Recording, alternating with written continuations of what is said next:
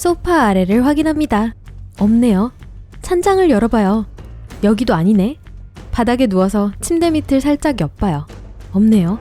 고양이는 없고 토끼만 있어요. 그렇다면 여러분의 고양이는 어디 있는 거죠? 안 돼. 이 장난꾸러기 고양이가 뒷문으로 빠져나갔을까요? 공포감이 여러분을 엄습하고 밖으로 뛰쳐나가죠. 한때는 푸르고 꽃이 만발했던 뒷마당은 이제 두껍고 단단한 아스팔트로 덮여 있어요. 화분에 담긴 여러 개의 큰 조화가 칙칙한 풍경에 좀 더 쾌활한 분위기를 만들어냅니다. 그나저나 고양이는 어디 간 거죠? 이런, 여러분이 걱정한 대로 고양이가 땅에서 뭔가를 발견하고는 가지고 놀고 있어요. 여러분이 다가갑니다. 굉장해요. 작은 녹색 새싹이 아스팔트를 뚫고 나왔어요.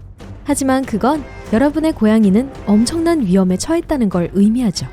왜냐하면 요즘 식물이 곰, 악어, 심지어 상어보다 더 위험하기 때문이에요. 몇 년 전에 대부분의 사람들은 육식식물이 뭔지도 몰랐어요.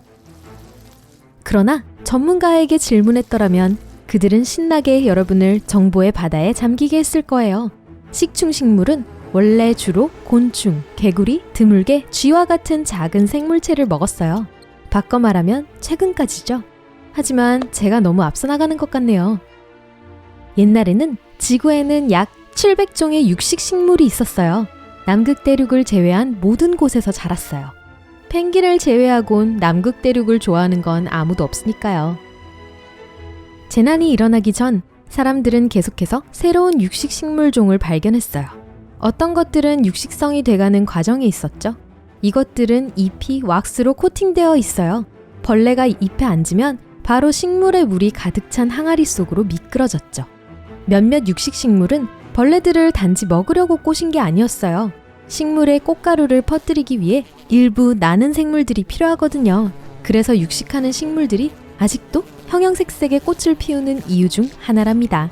이 꽃들은 덫에서 가능한 멀리 떨어져 위험한 잎 위로 높이 피어납니다.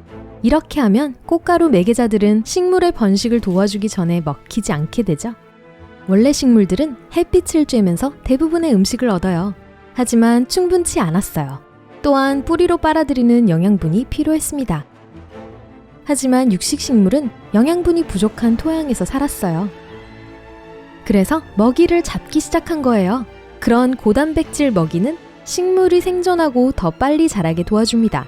심지어 어떤 육식식물은 특별한 소화 효소도 없었어요. 이 식물들은 좋은 박테리아와 협력하곤 했어요.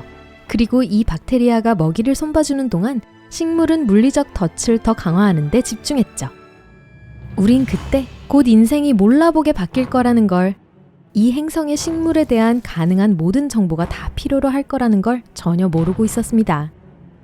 왜냐하면 과학 실험이 통제불능 상태가 되었을 때 제 말은 지구의 모든 식물들이 육식성이 되어버렸거든요. 이 사건은 심지어 육식성 대재앙이라는 이름으로 불리게 되었습니다.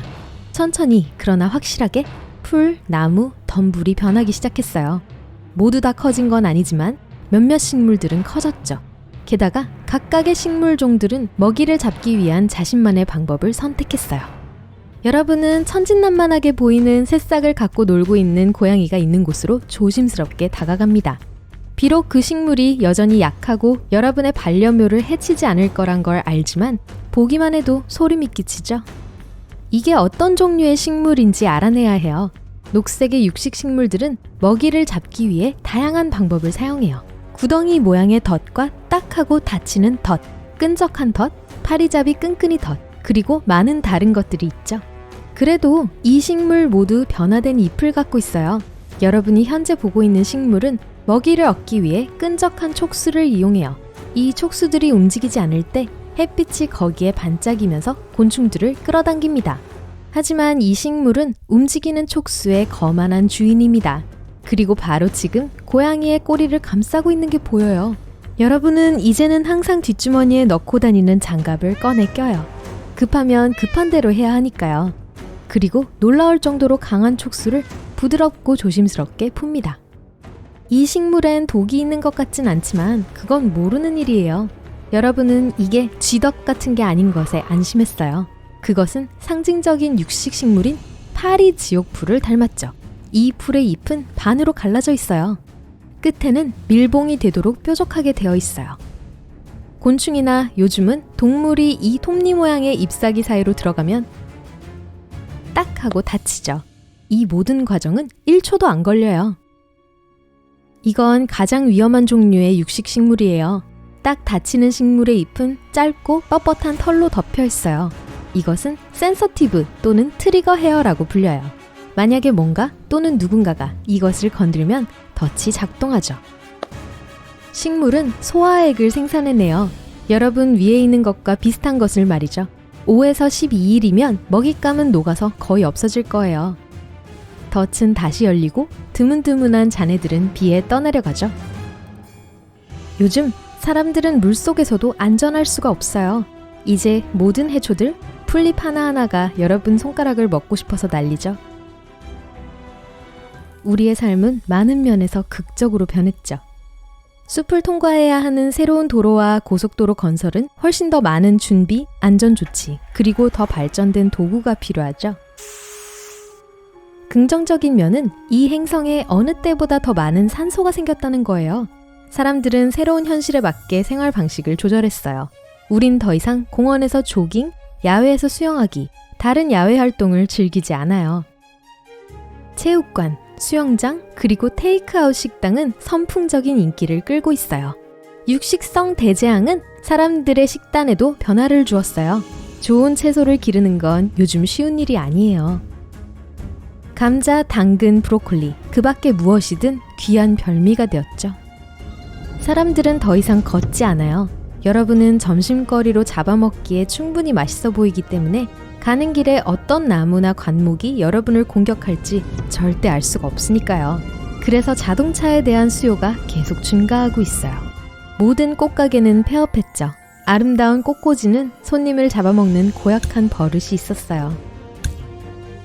결혼식도 확실히 바뀌었어요. 신부 부케를 신부 들러리에게 던지던 단순한 관습은 누군가의 목숨을 노리겠다는 뜻으로 바뀌었죠. 불행히도 많은 동물들이 멸종했어요. 대부분 느린 동물들이죠.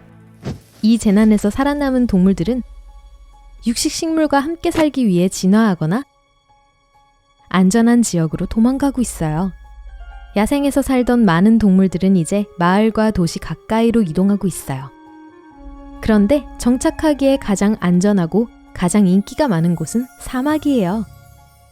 물과 슈퍼마켓이 부족함에도 불구하고 더 많은 사람들이 집을 짓고 이사를 갑니다. 그리고 사막에서 사는 걸 선택한 사람들은 차에 가는 길에 선인장 한둘 마주치는 건 신경도 안 써요. 비록 선인장들 중 일부는 먹이를 탐지해 바늘로 쏘는 법을 배웠음에도 불구하고 말이죠. 그 후 죽은 먹잇감에 어떻게 가는지는 여전히 불분명해요. 식물은 움직이지 않잖아요. 그쵸? 이곳에는 여전히 원래의 식충식물들이 있지만 훨씬 더 강하고 더 크게 진화했죠. 어쨌든 사람들은 여전히 새로운 육식식물 세계에서 사는 법을 배우고 있어요. 이런 정말 좋은 제초제가 있다면 더 이상 바랄 게 없을 텐데 말이죠.